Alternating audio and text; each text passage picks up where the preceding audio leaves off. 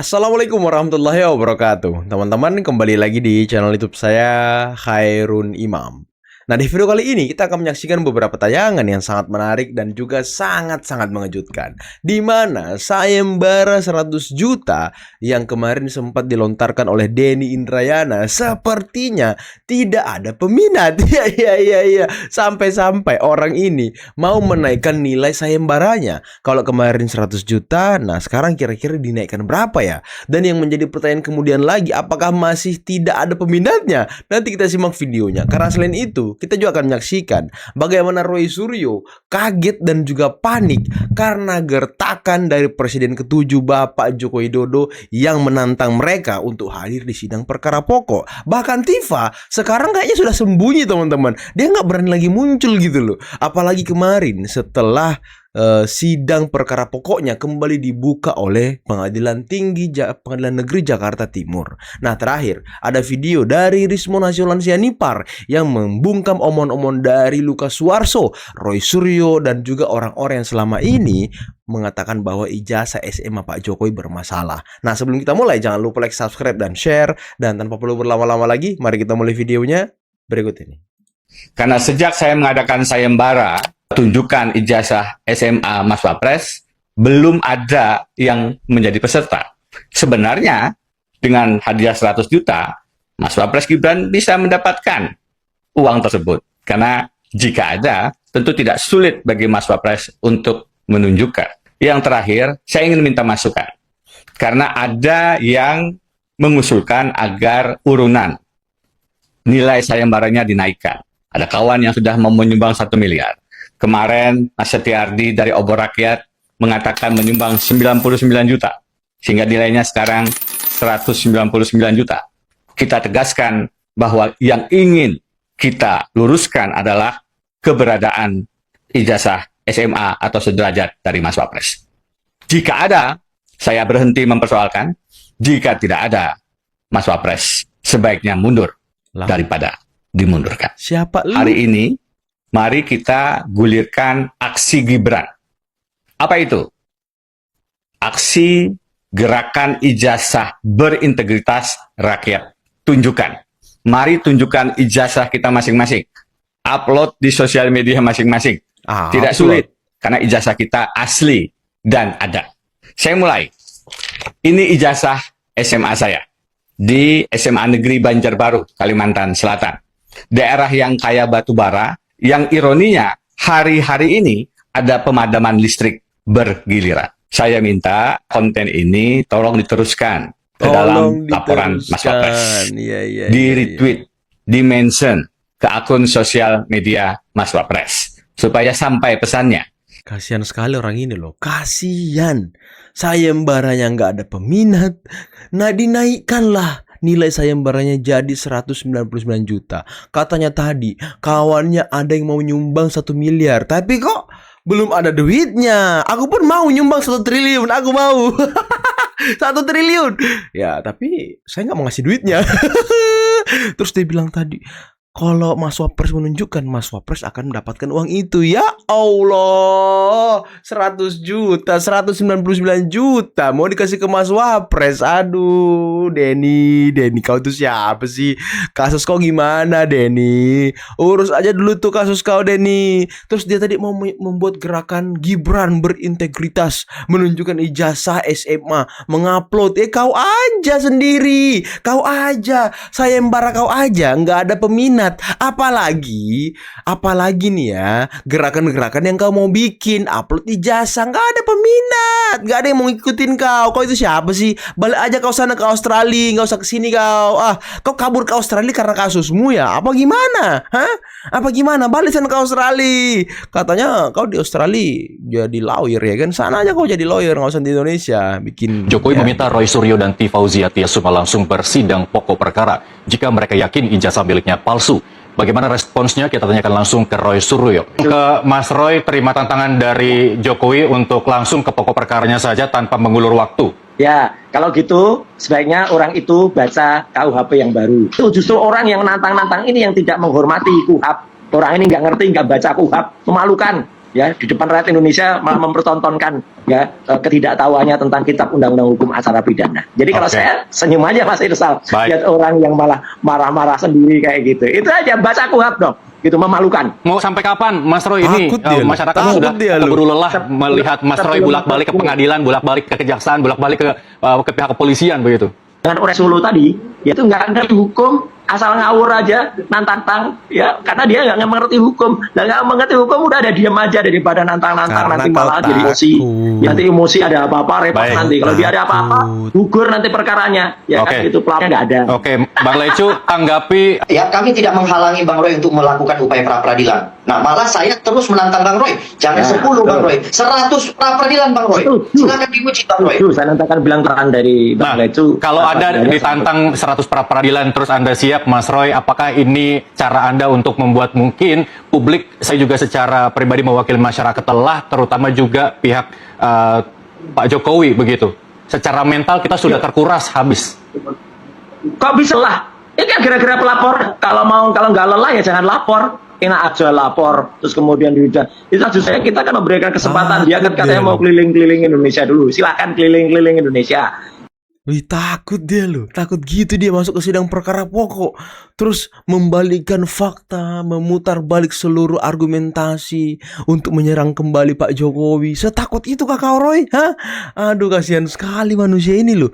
Si Roy ini, aku nggak tahu ya, apakah memang dia nggak punya bukti teman-teman, makanya dia takut. Karena kalau dia memang punya bukti mengatakan bahwa ijazah Pak Jokowi palsu, ya kan kalau dia masuk ke sidang perkara pokok terus pembuktian, dia menang kan bebas juga dia teman-teman kan, bebas juga dia. Tapi ya selama ini ya faktanya tidak seperti itu, dia takut. Sebenarnya PN Timur sudah menggelar sidang dan tidak terpaku dengan pra-peradilan yang diajukan oleh Dr. Tifa. Terbukti hari ini pun persidangan digelar. Namun karena Ibu Tifa tidak menghadiri, ya tanpa alasan yang jelas, ya atau bisa juga disebut mangkir, ya dari panggilan pengadilan, ya karena bagaimanapun sebenarnya kalaupun beliau mengklaim di hari yang sama ada sidang pra-peradilan, sementara sidang pra-peradilan itu bisa diwakilkan oleh penasihat hukum. Sedangkan ke sidang pidana beliau di PN Timur itu tidak bisa diwakilkan. Karena sifat penasihat hukum itu hanya mendampingi. Jadi seharusnya bicara secara yuridis, beliau harusnya menghadiri persidangan di PN Timur, sedangkan untuk pra-peradilan itu diwakilkan. Tapi kenyataannya beliau tidak mengindahkan itu, sehingga persidangan tidak bisa dilanjutkan. Dan akhirnya hakim memberikan penundaan untuk di sidang berikutnya, ya. Mudah-mudahan ini Sampai tanggal 27 ya kan? merupakan panggilan terakhir. Kalau memang tidak juga hadir, maka bukan tidak mungkin hakim bisa mengeluarkan perintah paksa. Karena ini persidangan pidana yang wajib dihadiri oleh terdakwa. Nah, saya nggak mengerti ya apakah benar itu mendadak atau tidak. Tapi yang menjadi tidak konsisten, kalau betul undangannya tidak diterima secara patut dan layak, kok pengacaranya bisa hadir semua di sidang? Ya, seharusnya kalau memang tidak layak, tidak patut, ya tidak usah hadir semua. Ini kan juga menunjukkan satu sikap ambigu, ya. Kalau di sisi lain mempersoalkan panggilan, tapi di sisi lain penasihat hukumnya hadir semua. Ya, jadi kembali lagi, kalau saya sih tidak melihat ini sebuah bentuk etikat baik, ya, dari Dr. Tifa khususnya, karena seharusnya beliau menghormati persidangan yang harus dihadiri dan tidak bisa diwakilkan. Tapi bagaimanapun itu beliau sudah mengambil sikap, ya kita tinggal melihat bagaimana respon pengadilan manakala nanti di persidangan berikutnya tidak hadir. Tapi yang menarik di sini adalah PN Timur tetap menggelar persidangan Bu Tifa yang artinya tidak terpaku oleh pra-peradilan yang diajukan, karena memang sebenarnya pra-peradilan ini sudah tidak sesuai ketentuan, seperti yang sering saya sampaikan bahwa sebenarnya pra-peradilan itu hanya bisa diajukan di tahap penyidikan ataupun penuntutan. Tapi kalau sudah perkara di persidangan, maka tidak bisa lagi pra-peradilan. Nggak bisa lagi. Ya, apalagi kalau kita lihat pra-peradilan ini baru didaftarkan tanggal 3 Agustus, sedangkan perkara ini atau dakwaan ini sudah didaftarkan kembali oleh jaksa itu di tanggal 27 Juli. Nah, Jadi sudah jelas perkara ini sudah masuk dulu ke persidangan, sudah didaftarkan, baru kemudian Ibu Tifa mendaftarkan pra-peradilan. Jadi ini berbeda ya dengan konteks yang pra-peradilan Pak Roy yang pra-peradilan pertama ya. Dan kalau pra-peradilan yang kedua, ketiga berikutnya itu juga menurut saya yang Pak Roy nggak tepat juga. Coba sekarang PN Timur lebih bersikap tegas dalam perkara Ibu Tifa. Ya tentunya ya, apalagi kalau kita lihat ya contoh ya, yang Dokter Tifa ini kan yang diajukan itu sebenarnya isinya bukan substansi pra peradilan. Seperti kita ketahui bersama, yang dimaksud pra peradilan itu adalah tuntutan terkait penyalahgunaan upaya paksa. Kedua, tuntutan terkait dilakukannya penghentian penyidikan atau penuntutan. Terbatas itu gitu ya. Kalau kita bicara penangkapan, penahanan. Sementara kalau kita ikuti dasar pra peradilan Ibu Tifa ini tidak membahas hal tersebut. Yang dibahas adalah persoalan kenapa jaksa bersikap untuk memperbaiki dakwaan dan mendaftarkan kembali dan bukan mengajukan banding ke pengadilan tinggi. Itu jelas bukan substansi pra peradilan, tapi substansi perlawanan atau eksepsi yang sepatutnya disampaikan dalam persidangan di PN Timur. Sehingga kembali lagi, menurut saya PN Timur juga tetap bersikap untuk menggelar persidangan karena selain melihat substansi pra peradilan yang tidak tepat, kedua juga diajukannya lampau waktu atau setelah perkara ini sudah keburu didaftarkan di pengadilan, yang artinya pemeriksaan pokok perkara tidak lagi terganggu atau tertunda akibat upaya pra peradilan yang tidak berdasar tersebut. Dan diulangi oleh Roy Suryo, ya, Bu Tifa, bahkan terakhir di Rakyat Bersuara itu ada seorang wartawan senior bernama Lukas Luarso, ya pendompleng juga lah ya, penumpang di tengah jalan tapi sudah merasa menyebut-nyebut nama saya juga itu, ya orang itu.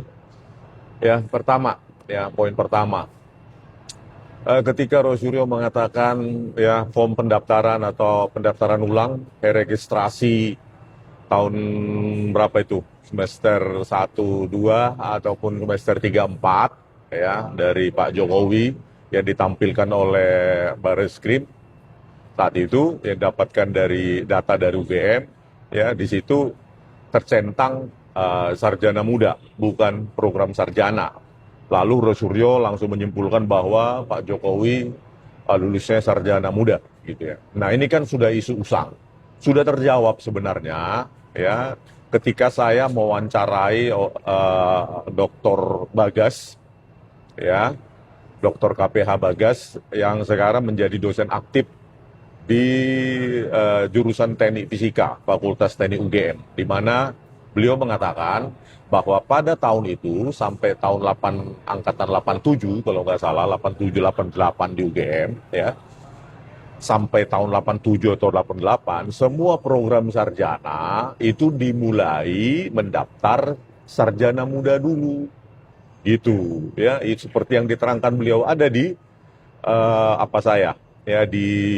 saya live kalau nggak salah saat itu dengan Profesor Bagas ya dari Fakultas Teknik UGM jurusan Teknik Fisika. Beliau mengatakan seperti itu, ada 3 evaluasi saat itu. Yang pertama 2 tahun pertama dilihat IPK-nya, kalau misal bagus masuk ke program sarjana muda. Evaluasi kedua lolos di sarjana muda, maka masuk ke program sarjana. Tetapi semua masuk lewat sarjana muda dulu. Begitu. Ya, jadi bukan karena dia sarjana muda berhenti di sarjana muda. Setelah lolos evaluasi sarjana muda masuk ke program sarjana. Begitu Rosuryo. Ya, bukan karena centang sarjana muda langsung semua Anda katakan sarjana muda, bukan begitu. Ya semua saat itu harus lewat sarjana muda sesuai yang dikatakan oleh Dr. Bagas ya, yang sekarang masih aktif di Fakultas Teknik jurusan Teknik Fisika, dan itu ada. Gitu loh, ada di Bali Academy ya. Itu satu. Yang kedua, ya, Rosuryo justru menampilkan nilai mata kuliah KKN ya, kuliah kerja nyata. Ya, dari Pak Jokowi bernilai A. Berarti Pak Jokowi saat itu mengikuti program sarjana setelah sarjana muda lolos. Kenapa? KKN hanya ada di program sarjana. Itu juga dinyatakan oleh Profesor Bagas ya, atau Dr. Bagas di jurusan Teknik Fisika UGM. Itu jadi justru apa yang Anda sajikan semakin memperkuat, memperteguh bahwa Jokowi program sarjana. Gitu loh Rosuryo. Malah ini makin membenamkan Anda, kebenaran yang Anda anut itu salah. Itu loh, makanya Ya, habona rondobona, udahlah.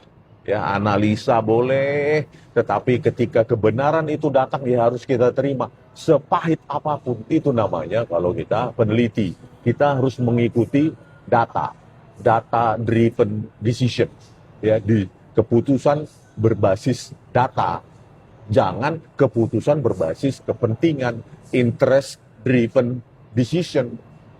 Gitu ya, ada beberapa poin ya, di apa itu diulang-ulang terus ya. Saya minum dulu, oke. Kemudian poin berikutnya, poin satu tadi tentang apa namanya centang sarjana muda semua saat itu begitu ya. Yang kedua KKN, kalau ada nilai mata kuliah KKN berarti program sarjana ya, nilai A pula bagus ya. Yang ketiga ya, poin yang ketiga tentang poso katanya. Harusnya kalau koran apa KR itu harusnya tulisannya bukan puasa tetapi poso ya. Karena dia koran berbahasa Jawa itu apanya itu ya, penanggalannya salah juga ya. Tidak konsisten ternyata kedaulatan rakyat, dan itu juga live, ada live di Baligi Academy ketika saya pergi ya ke perpustakaan di Malioboro, perpustakaan tuh Malioboro, makanya cari data Roy Suryo, saat itu ada tulisannya puasa, ada poso juga dalam bahasa Jawa, jadi tidak konsisten mereka. Itu juga ada di tahun-tahun itu, tahun 85 ya. Tahun 85, 86, 87, 88 kita periksa, memang kedaulatan rakyat tidak konsisten menggunakan penanggalan bahasa Jawa, kadang bahasa Indonesia juga, puasa. Jadi makanya cari data, jangan simpulkan dulu. Cari data empirik di lapangan. Anda cuma di Jakarta, ya cuma cari duit di televisi ke televisi, podcast ke podcast, sementara saya cari langsung data ke lapangan. Dan itu inkonsisten memang. Kedaulatan rakyat, dan sampai saat ini ada kok itu koran-koran itu KR di perpustakaan di Malioboro, kadang puasa kadang poso. Jadi itu udah patah itu ya. Banyak menemukan puasa, saya menemukan itu, dan itu live saat itu gitu loh. Jadi makanya kesimpulan Anda itu interest based, berbasis kepentingan, interest driven decision. Iya, bukan empirical, berbasis empirik, data di lapangan. Makanya saya bisa terbuka pikiran saya, karena saya cari data di lapangan. Gitu, ya. Itu yang poin yang ketiga. Ya, apalagi yang Anda sebutkan lagi? Itulah dulu tentang Roy Suryo. Ya. Ini kepada Lukas Warso juga langsung menyimpulkan ada 9 berapa kejanggalan dari data akademik Pak Jokowi. Tahu nggak mencari data, cuma minta di pengadilan dari KIP, apalah pengadilan. Saya cari data di lapangan, Anda wartawan senior katanya. Carilah data empirik di lapangan, jangan cuma minta-minta. Tahu nggak Anda yang bilang salah satu kejanggalan itu? Ya, salah satu Anda bilang ya, Lukas Warso. Ya, tentang SMPP 40. Janggal, pada saat itu belum ada SMA 6 Negeri Surakarta. Cari data nggak Anda? Cari data nggak Anda? Sebagai wartawan senior. Ya, Anda cuma berkutat di pengadilan, saya cari data di lapangan. Ya. Kalau Anda mau mencari kebenaran, cari data di lapangan. Atau setidaknya, tanyakan itu Mikael Sinaga, sesama wartawan kalian. Kenal nggak Mikael Sinaga? Pasti kenal. Minta sama Mikael Sinaga, saya nggak perlu tunjukkan pada Anda. Karena saya dapatkan juga. Minta kepada Mikael Sinaga, tanyakan juga kepada dia.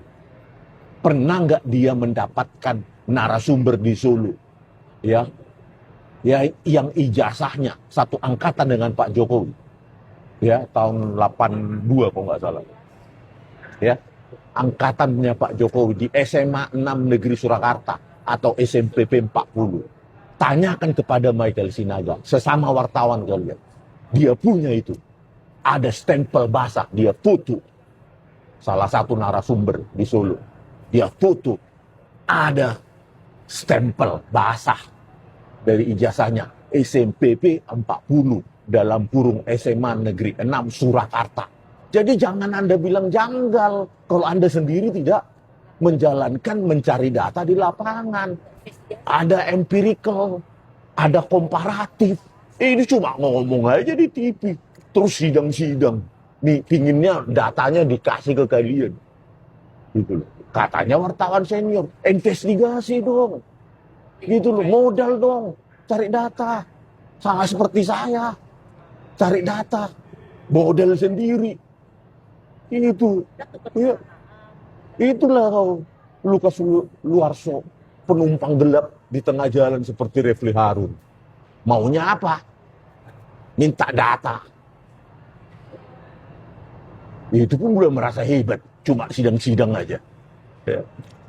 Oke teman-teman, itulah tadi beberapa video yang bisa kita simak, yang bisa kita saksikan pada kesempatan kali ini. Dan gimana menurut kalian tentang sayembara-sayembara yang dilakukan ataupun yang dibuat oleh Denny Indrayana untuk mendesak Mas Wapres Gibran menunjukkan ijazahnya? Tapi sayangnya masyarakat sudah cerdas teman-teman. Masyarakat sudah pintar. Mereka tidak mau terprovokasi ataupun tergiring oleh sayembara murahan ataupun gerakan-gerakan murahan untuk mengupload ijazah ke media sosial dari gerombolan pembenci. Dan juga bagaimana Roy Suryo yang sepertinya makin gagap, makin takut untuk masuk ke persidangan perkara pokok. Sama halnya seperti Tifa. Kemarin ketika persidangan dibuka, ternyata dia tidak hadir, dia mangkir teman-teman. Dan anehnya ya, ternyata sidang yang di Jakarta Timur mengenai perkara pokok ini sudah didaftarkan oleh jaksa tanggal 27. Tapi Tifa malah memasukkan pra-peradilan tanggal 3 Agustus. Kan konyol. Ini artinya mereka memang tidak mau sampai kliennya ini diadili karena mereka mungkin sudah mengatakan, oh aduh ini kalau sampai sidang perkara pokok klien saya akan kalah, klien saya akan masuk bui. Ya mungkin ya, ini skenario-skenario yang ada di pikiran saya teman-teman. Dan tadi Rismond, bagaimana Rismond menjelaskan secara detail, secara gamblang bagaimana data-data yang dia temukan selama menjadi rekan Roy Suryo dulu. Dan menarik banget karena Rismond ternyata lebih fasih, lebih punya banyak data dibandingkan gerombolan pembenci lainnya. Dan inilah yang mereka takutkan ketika Rismond akhirnya berada di kubu Pak Jokowi. Tapi gimana menurut kalian? Coba komen di bawah ya. Oke teman-teman, mungkin cukup sekian dulu video kali ini. Jangan lupa like, subscribe, dan share videonya. Akhir kata, billahi taufiqul hidayah. Assalamualaikum warahmatullahi wabarakatuh. Bye-bye.